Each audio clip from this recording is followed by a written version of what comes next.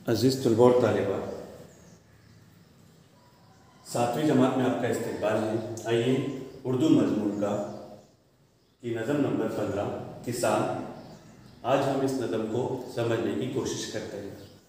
प्यारे बच्चों, इस नज़म के जो शायर हैं वो एहसान दानिश हैं। शायर का नाम क्या है?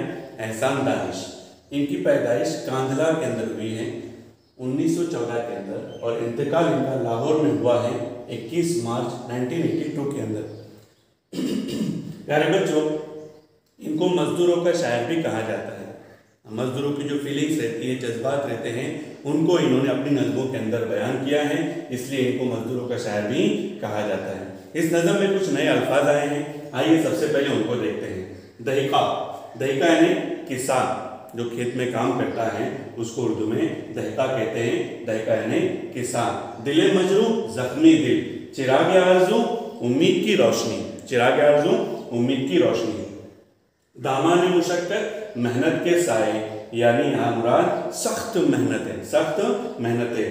कासा प्याला, जो फकीर लोग उनके हाथ में जो काला प्याला रहता है उसको कासा कहा जाता है। और गदाई यानी फकीरी, गदाई यानी फकीरी। और पारसाई पाकिज़गी, पारसाई पाकिज़गी।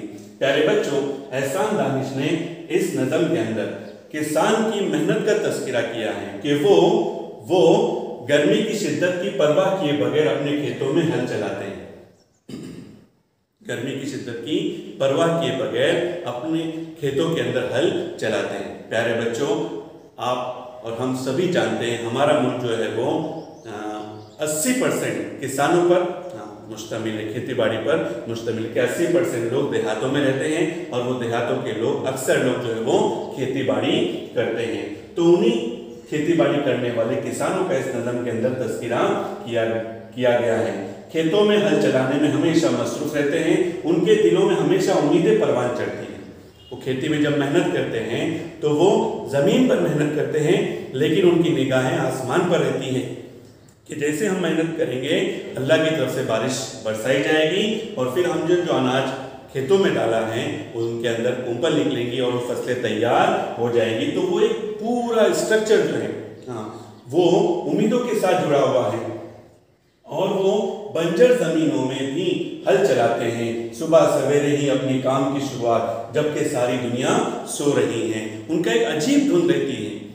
वो रात को जल्दी सोते हैं, सुबह जल्दी उठते हैं ताकि वो अपने काम को पूरा कर सके। उनके दिलो दिमाग में हमेशा एक ही धुन सवार रहती है कि हमारी जो मेहनत है उसके ज़रिए से सारी इंसानियत को नफ़ा पहुंच रहा है, इसलिए वो अपने मकसद को हमेशा सामने रखकर सुबह जल्दी उठते हैं और अपने काम में लग जाते हैं।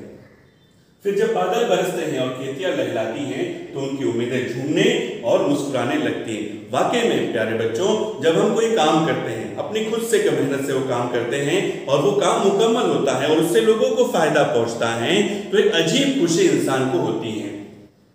उनकी किस्मत से दुनिया वालों की किस्मत जुड़ी हुई है।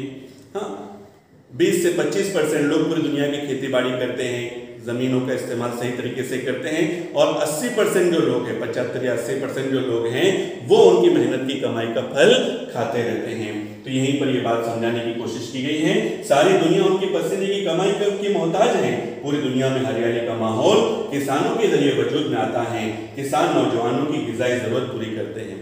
हमारा मुल्क जो है नौजवानों के जरिए से है नए जोश और उम्मीद के साथ मुल्क तरक्की करता है। तो वो नौजवानों को भी जो ग़िज़ाई ज़रूरत है उनको भी पूरा करने वाला किसान ही होता है। उनको जिस्मानी कुव्वत देता है, दिमागी कुव्वत देता है, ताकि वो जोश के साथ वो अपने कामकाज में लगे रहें और हमारा मुल्क तरक्की करते रहें। एक अजीब बात यहाँ पर शायर ने कही है, किसान खुद फाके करते हैं। उनकी मेहनत का जितना मुआवजा उनको मिलना चाहिए प्यारे बच्चों, उतना उनको मिलता नहीं है, लेकिन वो मेहनत भी नहीं छोड़ते, अपने मकसद की तरफ उनकी हमेशा निगाह रहती है। इसलिए कह रहे शायर कि किसान खुद फाके करते हैं मगर अपनी मेहनत से दुनिया की तमाम ज़रूरतों को पूरा करने के लिए हमेशा मुआविन किरदार अदा करते हैं। तो प्यारे बच्चों, ये थी नज़म नंबर 15 किसान, जिसका खुलासा कलाम आपके सामने पेश किया गया। हम उम्मीद करते हैं आपको ये खुलासा कलाम समझ में आ गया होगा। अगले लेक्चर में दोबारा मुलाकात होगी, तब तक के लिए इजाज़त चाहते हैं। अस्सलामु अलैकुम व रहमतुल्लाहि व बरकातुहू।